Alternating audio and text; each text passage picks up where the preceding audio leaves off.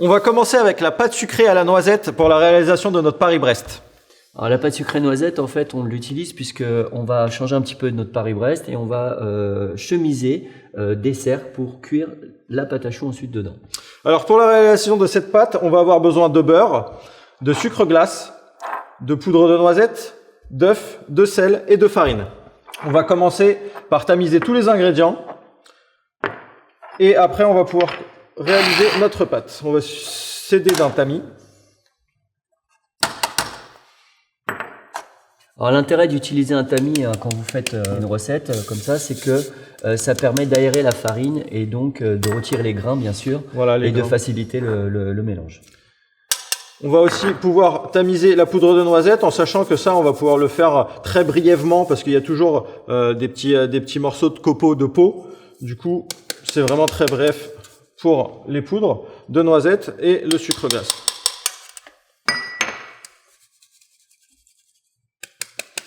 Alors vous voyez, on a toujours quelques petits grains comme ça, donc on va passer notre main pour bien les éclater et pouvoir récupérer la poudre comme il faut, qu'elle soit bien aérée.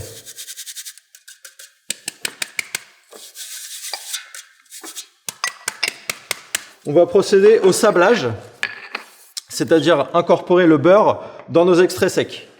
Alors ça va nous servir à quoi de style sablage? Alors tout simplement en fait on va pouvoir incorporer le beurre dans nos extraits secs. Donc le but du sablage c'est exactement ça. Là on va couper un petit peu le beurre. Alors il faut qu'il soit quand même relativement froid pour pouvoir faire un sablage correct, pour pas faire fondre la matière grasse. Parce que le point de fusion du beurre est à 40 degrés.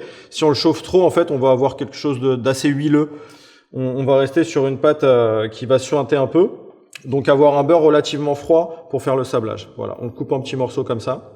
Alors ce qui est important aussi, ce qu'il faut retenir quand vous faites une pâte sablée comme Dusty est en train de réaliser, c'est qu'il y a de la farine dedans. Et dans la farine, vous avez du gluten. Donc du coup, on essaye aussi d'isoler le gluten avec le beurre pour éviter d'obtenir une pâte qui a trop d'extensibilité et donc qui risque de trop se rétracter dans les cercles. Voilà, donc le sablage, ça prend quand même un petit peu de temps à faire à la main, mais c'est très facile.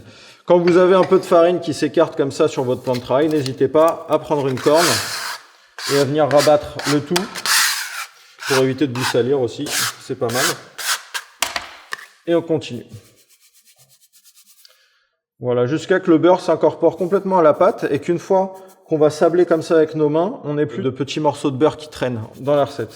Alors n'oubliez pas que le choix du beurre est très important également quand vous faites une pâte sablée puisqu'il y a différents points de fusion au niveau des beurres et si jamais vous tombez sur des beurres qui sont très très souples, l'étape que Dusty est en train de réaliser risque de complexiter la recette puisqu'on va mettre en fusion le beurre et donc faire fondre la pâte.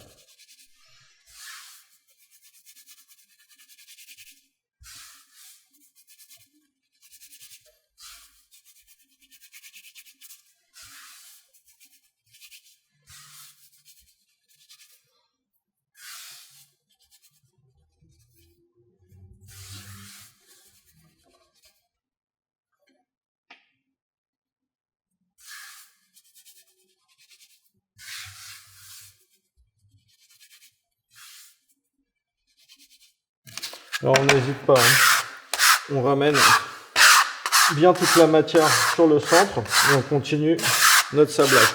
Ça peut sembler un petit peu long, mais en même temps, pour avoir une belle pâte, il faut prendre le temps de la réalisation et de vraiment bien incorporer le beurre à nos extraits secs. Alors c'est un geste simple. Donc c'est un petit peu comme si vous frottiez les mains. Maintenant, il faut faire quand même très attention, encore une fois, parce que selon les personnes, vous pouvez avoir des températures de main qui sont différentes et du coup, ça peut influencer la fusion du beurre. Encore une fois, si les beurres ont des points de fusion différentes, parce que si vous avez un beurre qui est trop mou, vous risquez après de changer la texture de votre pâte et obtenir des pâtes qui sont extrêmement friables et qui vont se déchirer quand vous allez vouloir les mettre en place dans votre cercle. Voilà, alors là vous voyez, la pâte elle commence un peu à changer de couleur, elle commence à devenir un peu plus jaune, tout simplement parce que le beurre commence à bien s'incorporer à l'intérieur. Et les grains de beurre, vous les voyez, ils commencent à être de plus en plus fins, de plus en plus petits, c'est que ça commence à bien s'incorporer. Là on n'est pas loin de la vérité, encore un petit peu, et puis on va être bon pour incorporer le sel et l'œuf. Voilà, donc encore une fois un critère de réalisation de la pâte, quand on voit effectivement que la farine, que ça commence à changer de couleur, et c'est à ce moment-là qu'on va rajouter l'hydratation. Alors quand on est bientôt sur la fin comme ça, il faut juste regarder, vous allez voir, vous avez des petits amas. Alors ça peut être soit des amas de farine ou des amas de beurre, donc on vient un peu les casser. Voilà, parce qu'on arrive bientôt sur la fin, on va finir le mélange. Et on vient les casser les plus gros, tout simplement pour affiner encore plus notre mélange. Et on va pouvoir incorporer les œufs plus facilement en fait. Vous voyez là, il y a des petits morceaux, hop, je viens les casser. Et souvent en plus, c'est des amalgames de farine et de beurre qui se font, donc le mélange est quasiment fait là-dessus.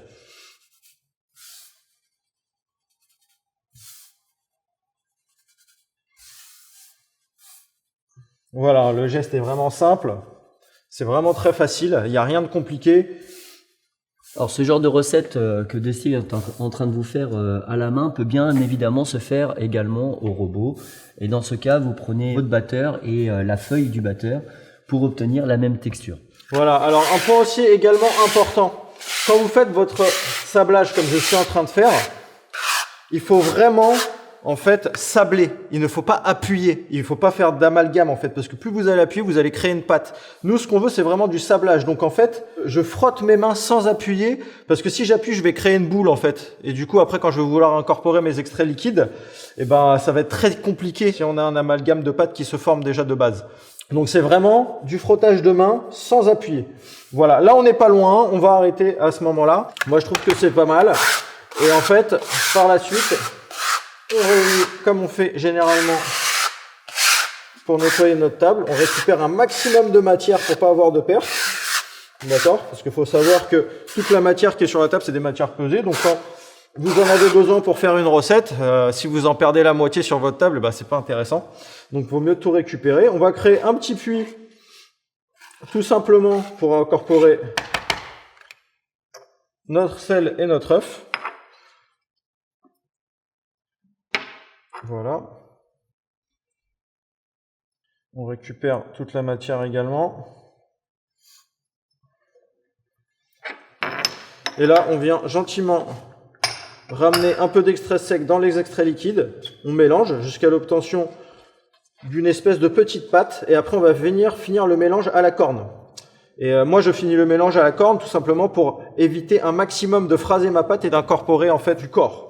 Alors encore une fois, on parle de la farine. La farine, donc il y a du gluten dedans. Le gluten va chercher à devenir élastique en présence d'humidité. Donc plus vous travaillez une pâte sucrée, plus vous allez travailler donc sur l'élasticité, c'est-à-dire le corps de votre pâte.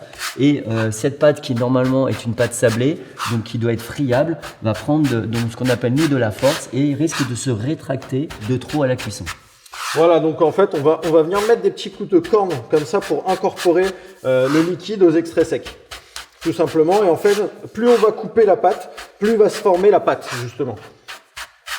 Et sur la fin, on viendra juste phraser un petit peu. Et je vous montrerai ce que c'est le phrasage une fois que ma pâte va commencer à se former. Alors en pâtisserie, nous ce qu'on appelle le phrasage, c'est toujours la première partie d'une pâte. Donc en l'occurrence donc la pâte sablée, on va s'arrêter à la première partie, c'est-à-dire le phrasage. Et quand on est sur d'autres pâtes, on parle de pétrissage, comme par exemple les croissants.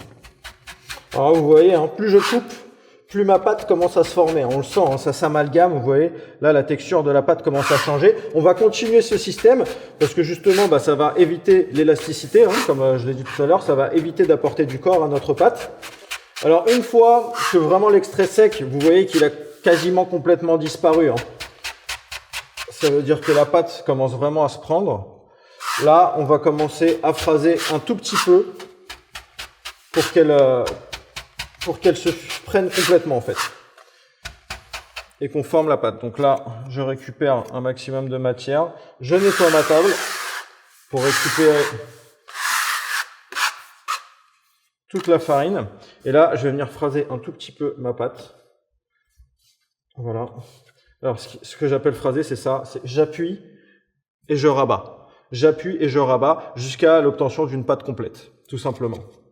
Voilà. Après attention au phrasage, hein, parce que encore une fois, si le phrasage est fait trop longtemps, on va commencer à amalgamer donc le gluten et le gluten va s'étirer et c'est là où on se retrouve avec les mêmes problèmes que nous avons évoqués tout à l'heure, à savoir une pâte qui est trop élastique et qui se rétracte dans le moule. Voilà, alors là vous avez vu, hein, cette pâte, elle est déjà faite. J'ai phrasé quoi, 3-4 fois, pas plus. Et ça m'a donné l'obtention de la pâte. Là, je corne bien ma main. Je corne bien tout pour récupérer, comme je vous l'ai dit, un maximum de matière. Ok. Vous récupérez. Et en fait, ce qu'on fait, c'est qu'on vient, avec notre pâte, récupérer toute la matière qu'on peut récupérer sur la table. Ensuite, une fois que notre pâte est prête, on vient la mettre proprement au carré. Hop. Et on va pouvoir la stocker dans un film au réfrigérateur pour la laisser reposer. Donc selon vos réfrigérateurs, ça pourra être un temps qui va être d'une vingtaine de minutes, mais qui peut parfois être doublé si votre réfrigérateur est trop souvent ouvert. Alors moi, le petit conseil que je peux vous donner, c'est de toujours préparer vos pâtes la veille. Il y a plusieurs préparations qui peuvent se préparer la veille et c'est toujours mieux. Comme ça, au moins, vous avez vraiment la possibilité de travailler correctement les matières, tout simplement. Tout à fait. On peut très bien utiliser un congélateur et dans ce cas, le refroidissement de la pâte sera beaucoup plus rapide. Par contre, attention au stockage dans votre frigo, il faut vraiment que la pâte soit bien à plat.